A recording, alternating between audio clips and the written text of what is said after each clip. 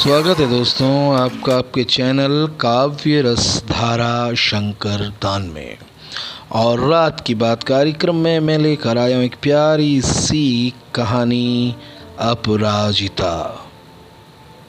कहानी को सुनने से पहले चैनल को सब्सक्राइब करना ना भूलें। बंधनों में बंधी अनकहे ख्वाब सी एक नदी सी बहती जाती है स्त्री।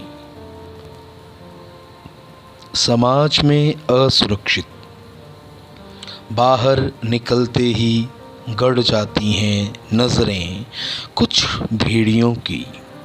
नोचने को जिस्म और कुछ ही पलों में टूट जाते हैं सारे अरमान वहशी दरिंदों के हाथों।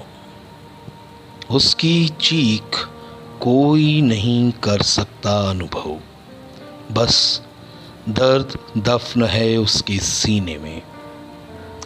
समाज का एक कटु सत्य है बलात्कार।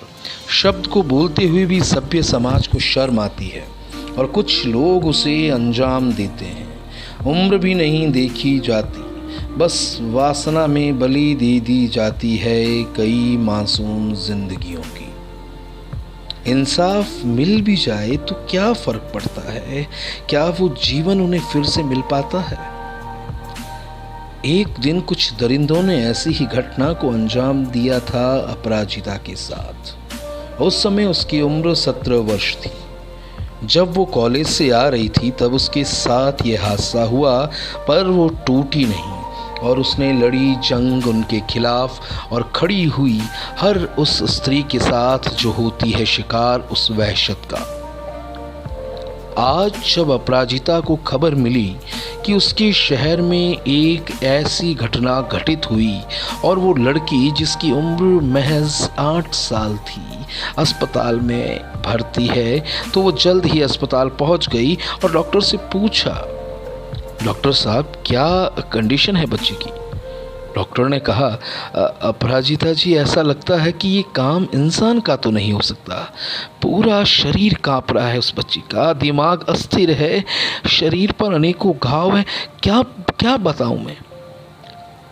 अपराजिता भी ऐसी स्थिति से गुजरी थी। 3 दिन जिंदगी और मौत की जंग लड़कर वो अपराजिता बनी। अपराजिता ने कहा, ऐसी विकृति इंसान की नहीं हो सकती। 8 साल की बच्ची, उम्र भी नहीं देखी। आप तो जानती हो कि ऐसे कई केस आते हैं जिसमें उम्र इससे भी छोटी होती है। ये मानसिक पंगुपन है, डॉक्टर ने कहा। अचानक अपराजिता की नज़र सामने बैठे उस बच्ची के माता पिता पर पड़ी। मैले कुचेले कपड़े, फटी चप्पलें पहनी, जमीन पर पथराई आंखों से एक दूसरे को देख रहे थे। क्या स्थिति थी उन लोगों की?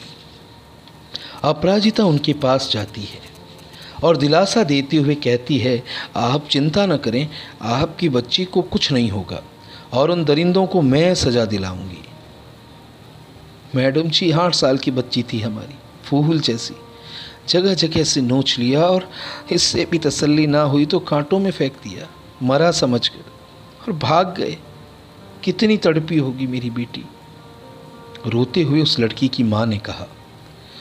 अपराजिता ने उसे गले लगाया और मानो उस माँ की आंखों से आंसुओं का समुद्र बह गया हो। लड़की के पिता एक मजदूर थे। उसने लड़खड़ाती जवाब में कहा, मैडम क्या कसूर था मेरी बच्ची का? स्कूल ही तो गई थी। रास्ते में आते हुए उन दोनों ने साइकिल पर घर छोड़ने का कहकर उसे साथ ले गए और ये हालात। मन करता है उनको काट काट कर गिद्ध के सामने फेंक दूं, नोचने के लिए। ऐसा कर दूं तो भी मेरी बच्ची का दर्द ज़्यादा होगा। आप ईश्वर पर भरोसा रखिए, उन भेड़ियों को मैं सजा दिलाऊंगी। ये कहते कहते अपराजिता की आंखों से भी आंसू निकल गए। जितने में पुलिस आई, अपराजिता तुरंत उनके पास गई और पूछा कि क्या वो पकड़े गए? पुलिस अधिकारी ने कहा, जी मैडम, एक पकड़ा गया और दूसरे को भी पकड़ लिया जाएगा। वैसे मैं बच्ची का बयान लेने आया, कैसी हालत है उसकी? बयान तो दूर लेने की बात है, वो तो होश में आने की भी स्थिति में नहीं। पुलिस को देख उनके पास आकर डॉक्टर ने कहा, क्या बच्ची की उम्र पक्की 8 साल है? पुलिस अधिकारी ने डॉक्टर से पूछा। जी हाँ। कैसे लोग हैं, छोटी सी बच्ची को अच्छी तरह से बोलना भी नहीं आता, बस खेल कूद ही उसका आनंद होता है। ये कैसे लोग हैं? मेरी भी इस उम्र की बेटी है, डर लगने लगा ऐसी चीज़ें देखकर। अगर कानून के आगे बंधा नहीं होता तो उसे जेल में डालने की बजाय गोली मार देता, और गोली मार देनी चाहिए थी मुझे। ये कहते पुलिस अधिकारी का गला रुक गया। सही कहते हैं आप, ऐसे लोगों को जीने का कोई अधिकार नहीं। ये समाज इंसानों के लिए है, जानवरों के लिए नहीं, अपराजिता ने कहा। डॉक्टर साहब जल्दी चलिए, बच्चे की हालत बिगड़ रही है, भागती हुई नर्स ने डॉक्टर से बताया।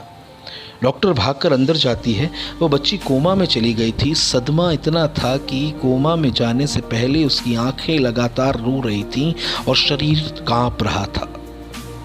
इतने में बाहर मीडिया कर्मी आए और उस बच्ची के माता पिता से, कभी पुलिस से सवाल करने लगे। तभी अचानक अपराजिता चिल्लाई कि बस करो, मैं देती हूँ जवाब तुमको, इस समाज को, इस दुनिया को। वो 8 साल की थी। ये समाज कहता है लड़की से कि ढंग के कपड़े नहीं थे, रात को बाहर क्यों नहीं निकले, ये चीज़ें कोई लड़कियों के लिए थोड़ी है। ऐसी बातें कहकर गलत स्त्री को ही ठहराया जाता है। क्या उसे अपने ढंग से जीने का अधिकार नहीं? वो क्या पहनती है, कहाँ जाती है, क्यों पूछा जाता है उससे? ये समस्या केवल सोच की है और मानसिक विकृति की। मैं तो 8 साल की ही थी। यहाँ कहाँ चले जाते हैं वो तर्क? कोई जिंदा नहीं है यहाँ पर। हर बार बंधनों में बांधा गया है स्त्री को, और उसके बाद भी ये स्थिति कि वो भी छोटी सी मासूम बच्ची से।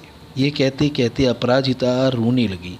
जितने में डॉक्टर ऑपरेशन थिएटर से बाहर आए और कहा, हम बचा नहीं पाए उसे।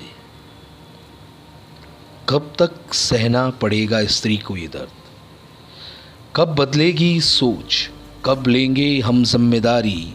कितने भी आधुनिक क्यों न हो जाएं, जब तक दकियानूसी सोच रहेगी हम मृत रहेंगे। आगे कभी ऐसी किसी की बेटी को मरना ना पड़े। जिम्मेदारी उठाएं, हर एक स्त्री का सम्मान करें। आज की रात की बात में बस यहाँ तक ही। मैं लेता हूँ विदा, आपका दोस्त शंकरदान, बोले तो SD। और इंतज़ार कीजिए अगली रात की बात की कहानी का। हर रविवार रात 8 बजे YouTube पर अपलोडेड। चैनल को सब्सक्राइब करना ना भूलें। जय हिंद।